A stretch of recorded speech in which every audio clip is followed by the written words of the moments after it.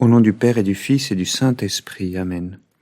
Mon Seigneur et mon Dieu, je crois fermement que tu es ici, que tu me vois, que tu m'entends.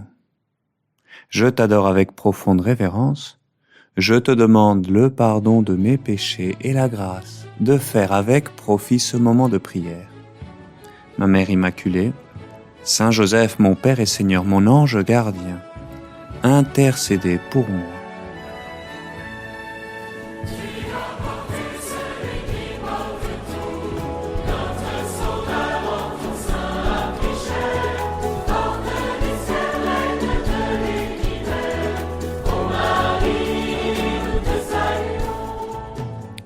Oui, aujourd'hui, Seigneur, c'est avec ce très beau chant de l'Emmanuel que je voulais commencer ma prière. Parce qu'au fond, il n'est que la mise en musique, pourrait-on dire, de cette belle invocation lancée par cette femme au grand cœur un jour, lorsque tu prêchais, Seigneur. Heureuse la mère qui t'a porté en elle et dont les seins t'ont nourri, dit-elle. Et moi, j'imagine, Seigneur, cette femme perdue au milieu de la foule, une mère de famille, entourée de sa marmaille, et qui lui tourne autour. Un peu comme on peut en voir parfois dans nos églises le dimanche et qui sont, je le dis comme ça, une bénédiction pour nos assemblées. Avec un de ces enfants qui dessine peut-être par terre, un autre qui joue à embêter son frère, un troisième qui est dans les bras de sa mère et qui joue avec ses cheveux, un autre qui crie. Je ne sais pas comment elles font, ces mamans, pour être partout à la fois, pleinement attentives à leurs enfants et pleinement au Seigneur. Bon, si c'est pas pleinement avec leurs oreilles, au moins avec le cœur, quoi. Et c'est pourquoi je la trouve tellement belle, cette salutation. Heureuse la mère qui t'a porté en elle et dont les seins t'ont nourri. Cette femme, elle sait combien la maternité est un don immense pour la femme et pour le monde. Et je te prie, en ce moment de prière, ce début de prière, Seigneur, je te prie et je te rends grâce pour toutes ces mamans à travers le monde entier qui gardent, qui transmettent, qui prennent soin de la vie dans leurs enfants. Au fond, ces paroles de cette dame ne sont que le début de l'accomplissement de la prophétie de notre mère dans le Magnificat. Désormais, tous les âges me diront bienheureuse, car le puissant fit pour moi des merveilles. Saint est son nom. Et effectivement, quelques siècles plus tard, nous te chantons, Vierge très sainte, avec ces belles paroles, tu as porté celui qui porte tout. Notre Sauveur en ton sein a pris chair. Porte du ciel, reine de l'univers, ô Marie, nous te saluons. Elle avait raison, cette dame. Et c'est en profitant de cette remarque pleine de tendresse de cette mère que toi, Seigneur, tu donnes alors ton enseignement, un enseignement de foi. Alors Jésus lui déclara, « Heureux plutôt ceux qui écoutent la parole de Dieu et qui la gardent. » Il ne s'agit bien sûr pas d'une correction, attention. Comment penser que toi, Seigneur, comment penser que tu ne veux pas t'associer à cette action de grâce de cette mère envers sa mère bénie, envers ta mère bénie? Jésus, toi, tu aimes tant et si bien la maternité que tu as voulu venir habiter parmi nous en passant par ta bonne mère, et dans ces longs mois où tu étais dans son sein, dans son ventre, tu as béni d'une manière unique, par ta présence, cette maternité. Et c'est pourquoi elle est désormais une vocation divine, la plus haute qui soit, puisque c'est celle de ta mère, la plus grande sainte de l'Église. C'est le lieu où non seulement l'homme et la femme participent d'une manière particulière du pouvoir créateur de Dieu, mais aussi le lieu où ils réalisent plus pleinement cette vocation primordiale de l'homme et de la femme de prendre soin du créé dans la vie naissante. C'est le lieu de leur rencontre avec toi, Seigneur, dans ce petit être appelé à être en toi, Seigneur, par le baptême, fils et fille de Dieu.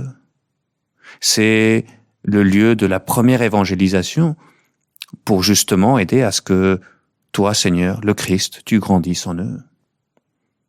Oui, heureuse la mère qui t'a porté en elle et dont les seins t'ont nourri, Mais justement pour cela, pour vivre pleinement cette vocation à la maternité, à la paternité, eh bien tu insistes, Seigneur, sur sa dimension éminemment spirituelle.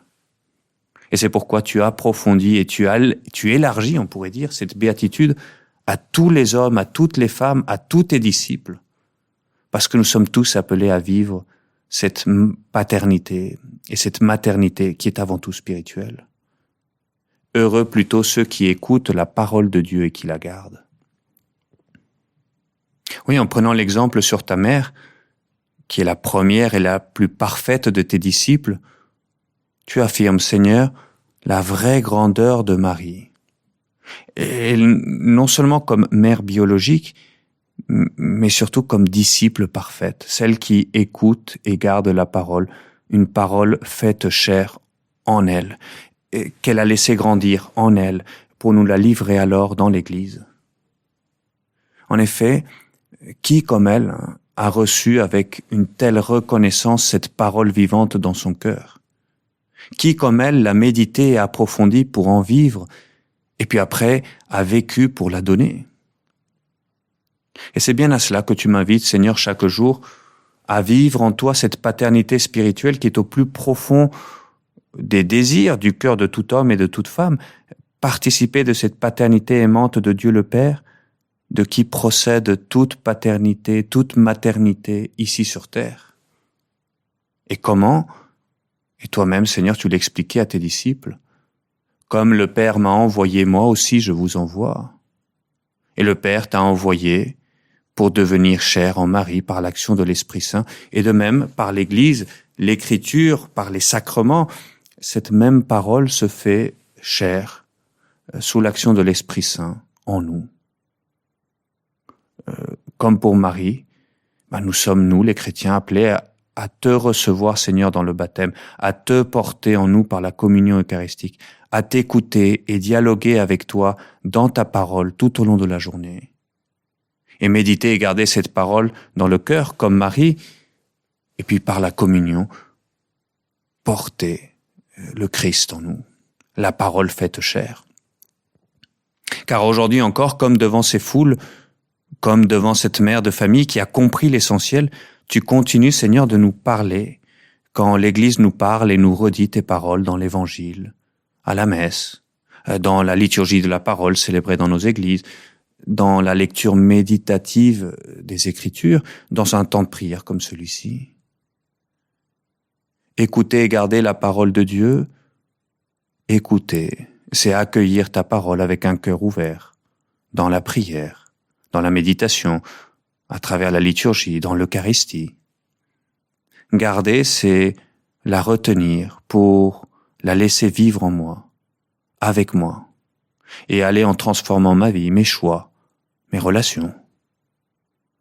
Écouter et garder la parole de Dieu, la retenir, la méditer, la donner, comme tu désires, Seigneur, me voir vivre ma journée comme un dialogue continu avec toi, en retenant ta parole, en la faisant mienne, en y découvrant la volonté du Père, et en m'appuyant sur toi, Seigneur, dont l'aliment de chacune de tes journées était de faire la volonté très aimable de Dieu le Père, et laisser ainsi cette parole vivante et agissante, continuer de donner du fruit à travers moi, à travers mes réseaux d'amitié, dans le service, dans l'annonce.